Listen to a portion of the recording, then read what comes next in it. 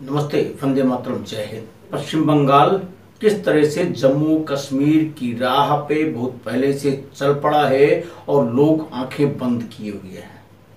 हम आप अपने वोट का इस्तेमाल करते समय ये भूल जाते हैं कि आखिर कौन योग्य है कौन अयोग्य है। मात्र हम ये देखने लगते हैं कौन हमारी जाति का है कौन हमारी बिरादरी का है।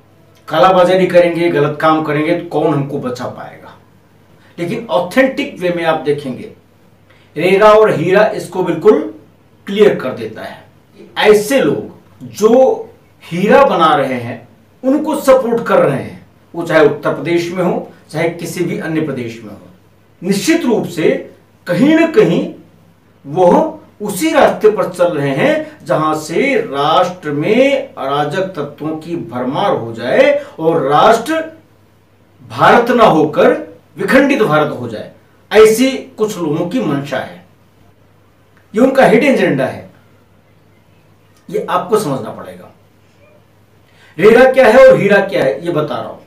आपको याद होगा जब प्रधानमंत्री की शपथ लिया था आदरणीय नरेंद्र मोदी जी भाई ने, उसके बाद बहुत सारे सुधार किए।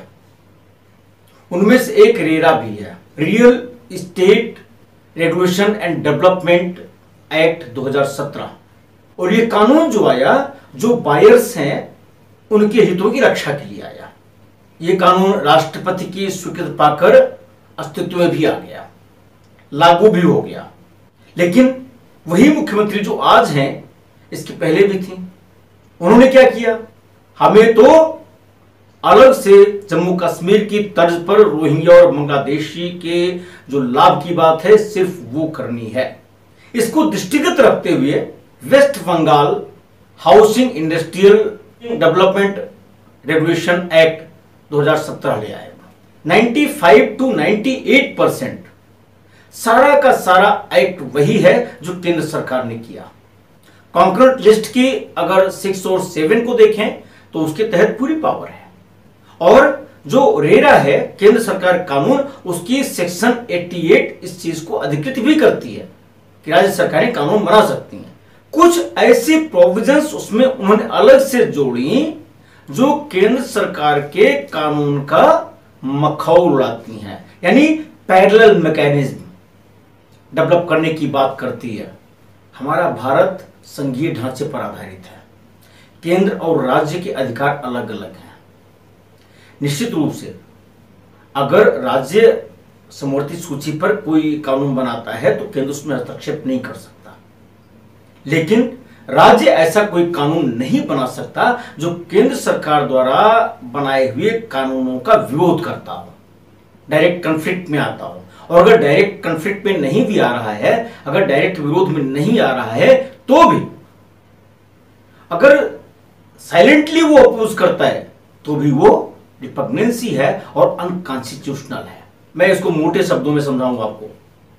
जैसे केंद्र सरकार ने कह दिया कि हां ये करना है, स्टेट ने कह दिया नहीं करना है।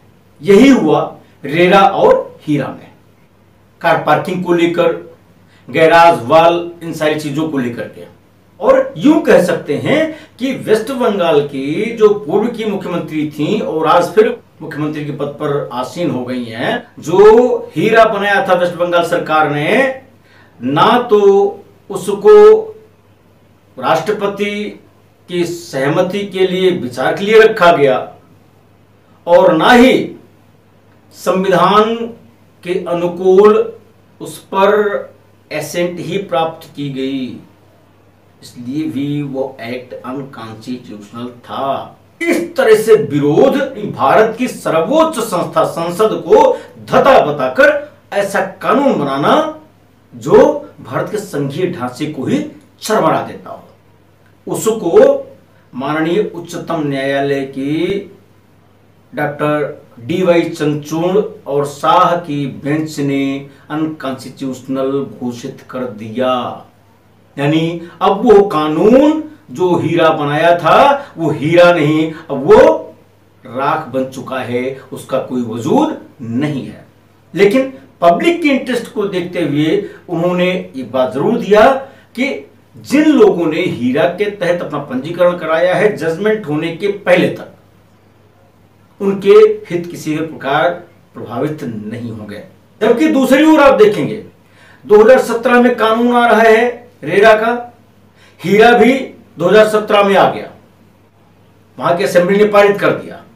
लेकिन आरपीडब्ल्यूडी एक्ट 2016 जब पारित हुआ, पश्चिम बंगाल की सरकार ने दिव्यांगजनों के लिए आरपीडब्ल्यूडी एक्ट के अधीन रूल्स तक फ्रेम नहीं किए और ड्राफ्ट अभी ड्राफ्ट ही है। जहां तक मैंने अध्ययन किया है अभी तक हमको उसका पब्लिकेशन ऑफिशियल गजट में नहीं दिखा है। जैसे दिव्यांग हैं वो ना तो बंगाल के नागरिक हैं और ना ही भारत के नागरिक हैं। ठीक उसी तरह से जिस तरह से जम्मू कश्मीर में जब 370 लागू था तो दिव्यांगजनों के अधिकार नहीं मिला करते थे। ये मैं एक दिव्यांगजन की मिसाल दे रहा हूं सिर्फ, बाकी सोचना आपको है। चाहे वो उत्तर प्रदेश हो, चाहे आंध्र प्रदेश हो, चाहे और कोई राज्य हो, जो भी ऐसी शक्तियों को, जैसी पश्चिम बंगाल में जो शक्ति अभी आई है, अगर वो राष्ट्र को विखंडित करने के उद्देश्यों पर आगे बढ़ रही है तो ऐसे लोग जो ऐसे तत्वों का समर्थन कर रहे हो, निश्चित रूप से आपको आंखें खोल लेनी चाहिए और देख लेना चाहिए आगे आने वाला भविष्य कैसा है। कोलकाता की तर्ज पर आपके बीच में भी, आपके आसपास भी लोग हैं जो ऐसे लोगों को समर्थन कर रहे हैं। उनको पहचानिए, जानिए, आगे बढ़िए अपने हितों की रक्षा के लिए, भारत की रक्षा के लिए। आज की बात यहीं तक। बहुत बहुत धन्यवाद। वंदे मातरम। जय हिंद।